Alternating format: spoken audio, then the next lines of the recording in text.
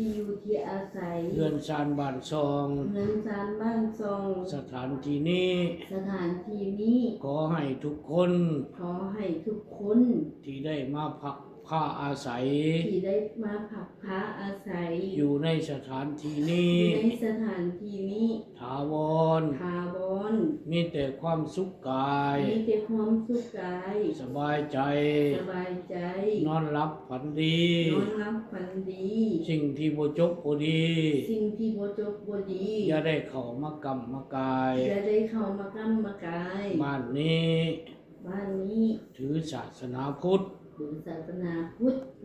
ด้วยอำนาจ ด้วยอำนาจ บุญบารมี บุญบารมี ที่พวกขน้อย ที่พวกขน้อย ได้น้อมนบ ได้น้อมนบ เคารพ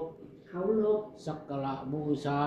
สักการะบูชา ทุกลมหายใจเข้าออ ทุ ก กลมหายใจเข้าออก ขอให้เป็นมงคล ขอให้เป็นมงคล แก่พวกขน้อย แก่พวกขน้อย ขอให้ทุกคน ขอให้ทุกคน อยู่ดีมีสุข อยู่ดีมีสุข ตลอดกาล ตลอดกาล นานเทิน นานเถอะ พุทธหักษา พุทธหักษา ธรรมหักษา ธรรมหักษา สังฆหักษา สังฆหักษา เทวดาคุ้มครอง เทวดาคุ้มครอง ปกป้อง ปกป้อง ให้อยู่ดีมีแหง ให้อยู่ดีมีแฮง มีอายุมันก็ยืน อายุมันคนยืน ตลอดกาล ตลอดกาล นานเทิน นานเถิ สา ด ธุ สาธุ สาธุ เอาขาดลง สาธุ